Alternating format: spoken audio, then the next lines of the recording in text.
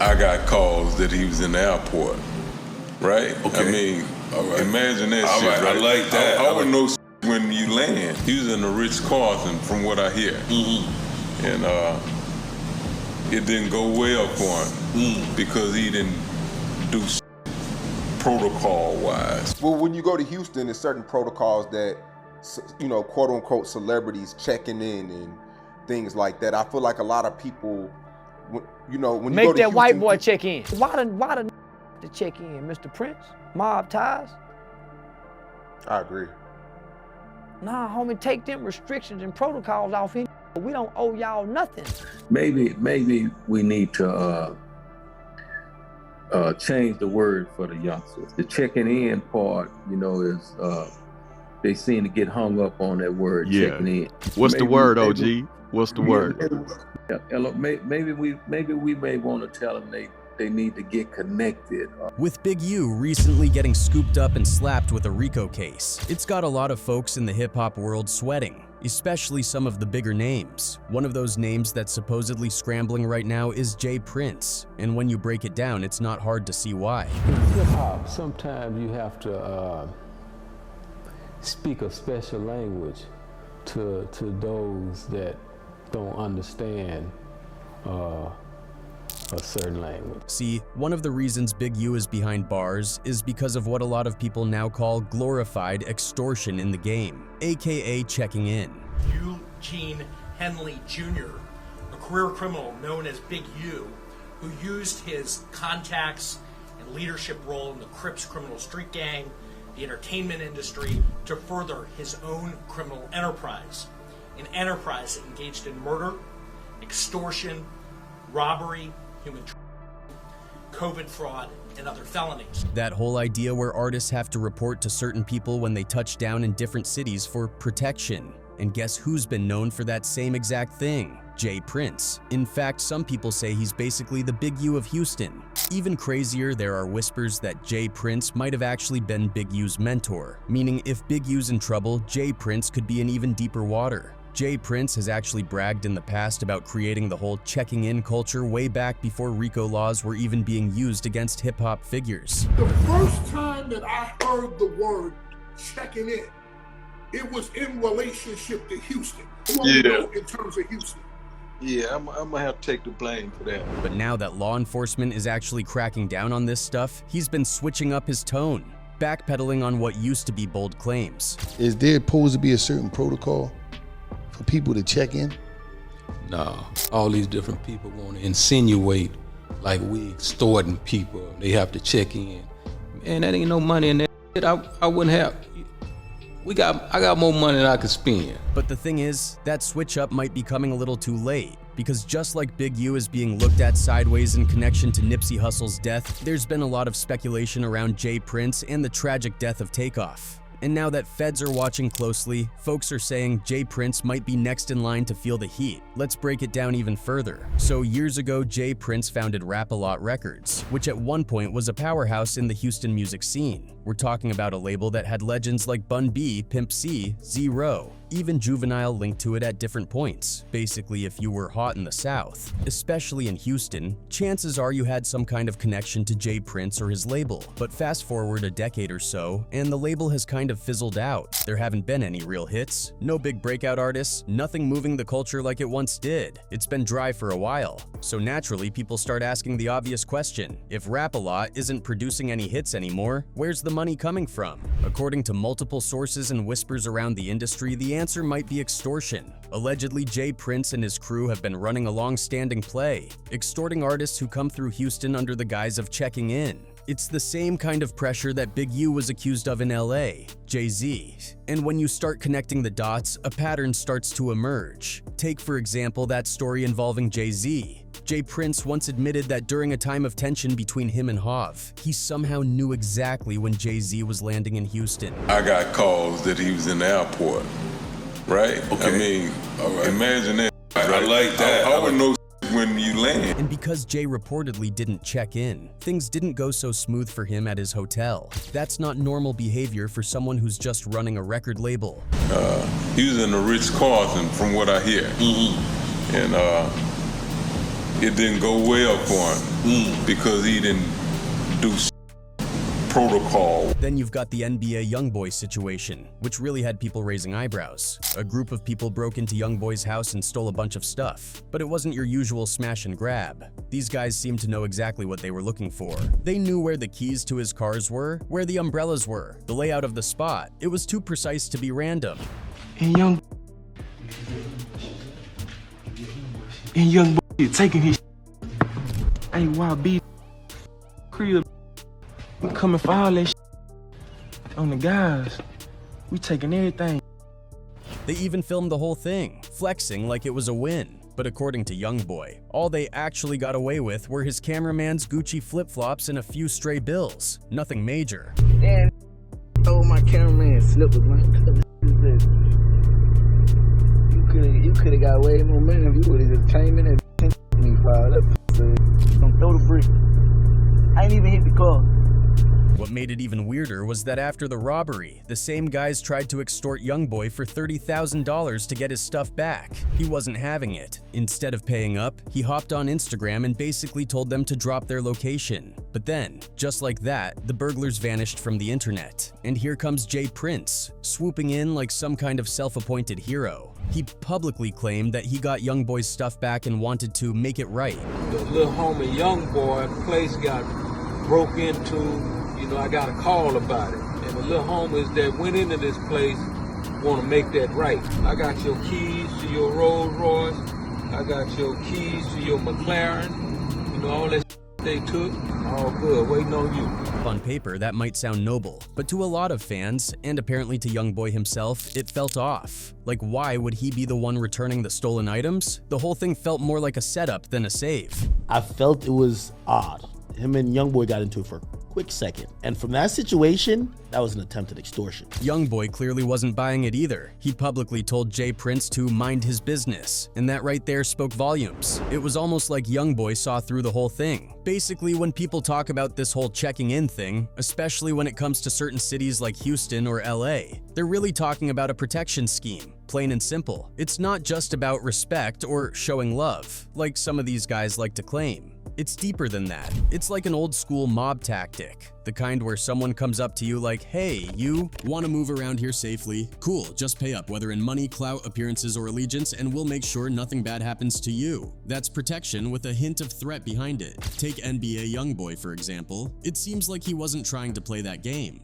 Maybe they didn't ask him for money directly, but it could have been about appearances, like, come to our events, post with us, make us look official. And in return, he'd have safe passage in their city. But YoungBoy wasn't going for that. But YoungBoy's just one name in a long list of situations that seem to circle back to the same people. Another one that raised a lot of red flags was Duke the jeweler. He was a well-known and respected jeweler from Chicago, someone who worked with big names and had a serious rep in the industry. Duke came out to Houston, and just like Takeoff and Quavo later on, he ended up hanging out with the Prince family. Specifically, he was seen at a dice game hosted by Jay Prince Jr. at a boozy concert event. That's where things started to feel eerily familiar.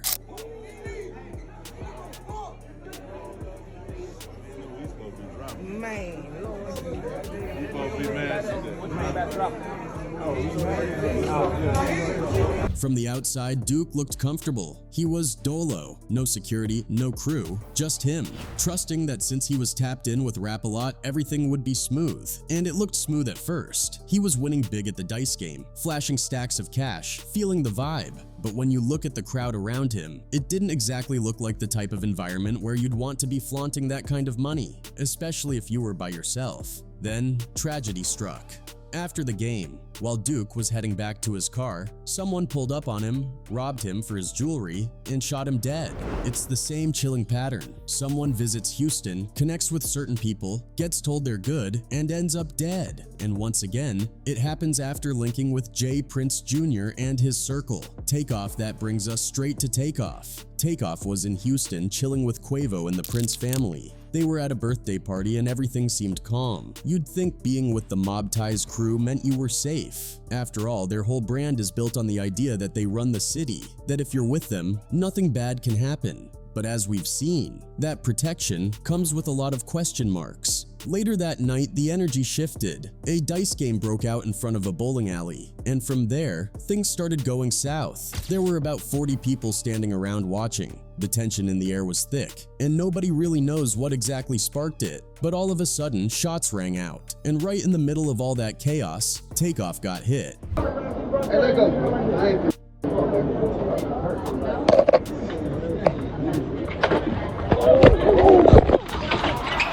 He wasn't even the one arguing. He wasn't the one throwing punches or causing trouble. He was just there, chilling, minding his business, and yet he became the one who paid the ultimate price. A nurse living nearby heard the commotion and ran over to try and help, but there was nothing she could do. Takeoff was already gone by the time the paramedics arrived. Just like that, the rap game lost one of its most humble and talented stars. After the shooting, J. Prince eventually broke his silence and put out a statement. He tried to make it clear that he wasn't about to cover for anyone, even if they were family. "I consider myself a man that's quick to listen and slow to speak," he said. "So to whoever put that bullet in my little nephew's head, just know you're not hiding behind me, beside me, or anywhere near me. I don't tolerate dumb shit." He even admitted he didn't know whose bullet actually caused Takeoff's death, but made it seem like justice needed to be served, regardless of affiliations. But honestly, for a lot of people, his words didn't hit right. The backlash was immediate. Folks weren't buying what he was selling.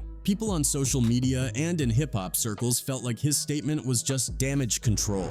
They felt like it lacked true accountability, especially considering this all happened on his watch, his son's event, and his city. A lot of fans saw the whole situation as something that could have been prevented, and that made them even angrier. Then there was the memorial. The Prince family organized a floral tribute to honor Takeoff, which on the surface might have seemed respectful, but people started calling it out as being more performative than sincere. The criticism was harsh. Some said it looked more like a PR stunt to protect the family's image than a genuine gesture to honor Takeoff's life. That rubbed people the wrong way even more. What really intensified everything, though, were the rumors that the alleged shooter might have been tied to J. Prince Jr.'s circle. That piece of information sent everything into overdrive. Because now, it wasn't just about being at the wrong place at the wrong time. It became a question of whether the people Takeoff was supposed to be safe with were the very ones responsible for the chaos. People started calling out J. Prince Jr. directly. They accused him and his brothers of cosplaying as gangsters, riding off their father's legacy to play tough in the streets and earn clout. An OG from Atlanta even stepped in and spoke publicly, warning artists to stop checking in with J. Prince Jr. or anyone like him when visiting Houston. "These fake OGs don't care about your safety," he said. "Get real security. Don't let them tell you a car is waiting or that they've got you. That's all cap.